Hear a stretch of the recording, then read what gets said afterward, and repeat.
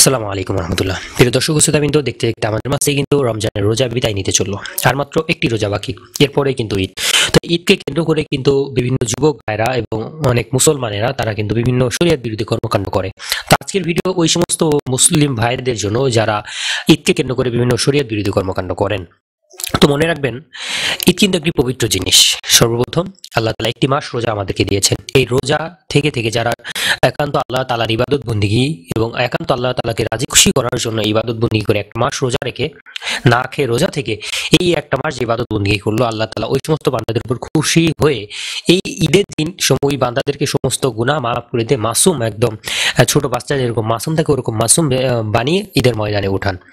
তো এই ঈদটা কিন্তু ওই সমস্ত রোজাদার বান্দাদের জন্য যারা একদম মাসুম, তাদের খুশির দিন যে তারা গুনাহ মাফ হয়েছে, একটা মাস রোজা ইবাদত বন্দেগী করার পরে তাদের গুনাহ মাফ করে আল্লাহ দরবারে উপস্থিত হয়েছে, আল্লাহ তাদেরকে মাফ করে দিয়েছে তাদের গুনাহ। তাদের খুশির জন্য কিন্তু আল্লাহ তাআলা ঈদ দান করেছেন। তো এই ঈদকে কেন্দ্র করে বিভিন্ন আমার মুসলিম ভাইরা যারা শরীয়ত বিরোধী কর্মকাণ্ড করেন তাদের উদ্দেশ্যে বলতে চাই, বিশেষ করে যুবক ভাইরা, আপনারা কখনোই শরীয়ত বিরোধী কর্মকাণ্ড করবেন না। তো শরীয়ত বিরোধী কর্মকাণ্ডের মধ্যে সর্বপ্রথম যে বিষয়টা লক্ষ্য করা যায় বর্তমান আমাদের সমাজের শরীয়ত বিরোধী কর্মকাণ্ডের মধ্যে, তার মধ্যে সর্বপ্রথম হচ্ছে গিয়ে গান বাজনা। তা আমি আমার যুবক ভাইদেরকে উদ্দেশ্য করে বলতে চাই, যুবক ভাইরা কখনোই গান বাজনা করবেন না। ঈদকে কেন্দ্র করে হোক বা অন্যান্য সময়ে কখনো গান বাজনা শুনবেন না, গান বাজনা করবেন না। গান বাজনা করা গুনার কাজ, শুধু গুনার কাজ নয়, গান বাজনা সম্পূর্ণ হারাম। গান বাজনা কিন্তু সম্পূর্ণরূপে হারাম। মনে করবেন না সেই গান বাজনা যেই করুক না কেন, মুসলিম পরিচয় যেই করুক, হোক সে কোনো ভণ্ড পীর, কোনো ইসলামিক স্কলার যেই করুক, মনে রাখবেন গান বাজনা সম্পূর্ণরূপে হারাম। যেই গানের সাথে বাদ্যযন্ত্র লাগানো থাকে সেটা সম্পূর্ণরূপে হারাম। যেই গানে বাদ্যযন্ত্র ছাড়া রাসূলের প্রশংসা বা নাত যেটা করা হয় সেটা জায়েজ, সেটা গজল, সেটা অবশ্যই প্রশংসনীয়, সেটা অবশ্যই সুন্নাত মোতাবেক। এই জন্য কখনোই গান বাজনা যেগুলো বাদ্যযন্ত্রওয়ালা সেগুলো কখনোই ব্যবহার করবেন না, এগুলো শুনবেন না, এগুলো কখনো কায়েম করবেন না আপনারা। তো গান বাজনা হারাম। আপনারা অনেকে বলতে পারেন যে গান বাজনা হারাম, তার কি প্রমাণ আছে? কারণ বর্তমানে বাংলাদেশের দিকে তাকালে বোঝা যাবে যে অনেক ভণ্ড পীরেরা, অনেক পীরেরা কিন্তু এই গান বাজনা এগুলো করে, তাই না? মনে রাখবেন, এই গান বাজনা যেই ভণ্ড পীর হোক না, একতারা, দোতারা, সেতারা, আউল, বাউল, ফাউল, ঢোল, নাচানাচি, ফালাফালি যে পীর করুক না কেন, মনে রাখবেন সেই পীর স্পষ্টভাবে ভণ্ড, প্রতারক। সে ইসলামের ব্যানার লাগিয়ে সে ইসলামকে নিয়ে তামাশা করতেছে।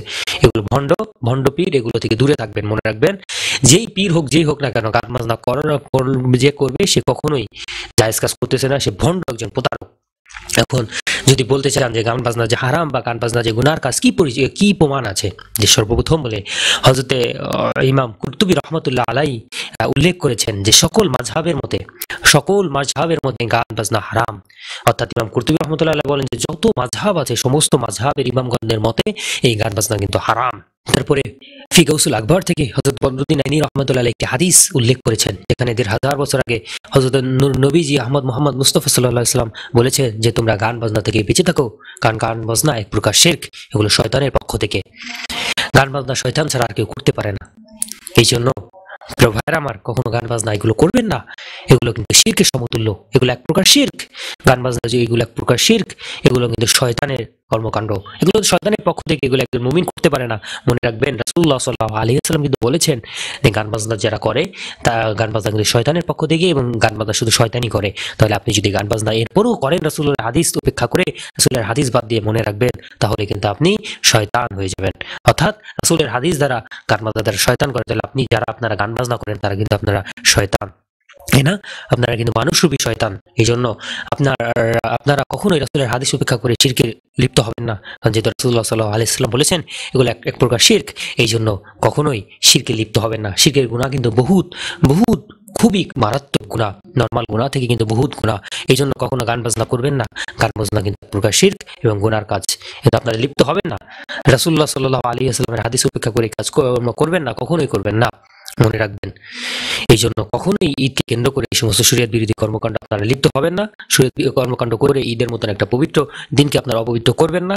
আপনারা গুনার কাজে লিপ্ত হবেন না, আপনারা শিরকের কাজে লিপ্ত হবেন না। ঈদের মতো পবিত্র দিনকে অবশ্যই পবিত্রতা রক্ষা করে ঈদের যে বিধান আছে, ঈদের যে দিনগুলোতে যে সুন্নাত মোতাবেক যে জীবনযাপন চলাচল করার যে পন্থা আছে সেগুলো আপনারা অনুসরণ করুন। রাসূল যেভাবে ঈদকে পালন করতে বলেছেন আপনারা সেভাবে পালন করেন। কখনোই শরীয়ত বিরোধী কর্মকাণ্ড আপনারা করবেন না। আপনাদের কাছে অনুরোধ রইল শিরকে লিপ্ত হবেন না, কারণ রাসূলুল্লাহ সাল্লাল্লাহু আলাইহি ওয়াসাল্লাম বলেছেন গান বাজনা শিরক, এই জন্য আপনারা কখনোই শিরকে লিপ্ত হবেন না। বারবার করে আমি বলে দিচ্ছি, বারবার করে আপনাদের অনুরোধ করছি, আপনারা রাসূলের হাদিস উপেক্ষা করে এই কর্মকাণ্ড করবেন না, এই শিরকে লিপ্ত হবেন না, এই গুনার কাজে লিপ্ত হবেন না, এই হারামের কাজে লিপ্ত হবেন না। আপনার কাছে বিশেষ অনুরোধ রইল, অবশ্যই করবেন না। শয়তান, আপনারা নিজের মানুষ হয়ে শয়তান পরিচয় আপনারা দিবেন না, অনুরোধ রইল আপনাদের। আল্লাহ তাআলা আমাদের সকলকে বুঝার তৌফিক দান করুক, সকলকে আমাদের আমল করার তৌফিক দান করুক। যে এই কথাগুলো বললাম আপনাদের সাথে সাথে আমাকে আমল করার তৌফিক দান করুক। তো আজকের মতন এখানেই বিদায় নিচ্ছি, দেখা হবে খুব তাড়াতাড়ি অন্য কোনো একটি ইসলামিক নলেজ ভিডিও নিয়ে। সে পর্যন্ত সকলে সুস্থ থাকবেন, আমার জন্য দোয়া করবেন। তো আজকের মতন এখানেই বিদায় নিচ্ছি। ও আখিরি দাওয়ানা আলহামদুলিল্লাহি রাব্বিল আলামিন। আসসালামু আলাইকুম ওয়া রাহমাতুল্লাহি ওয়া বারাকাতুহু।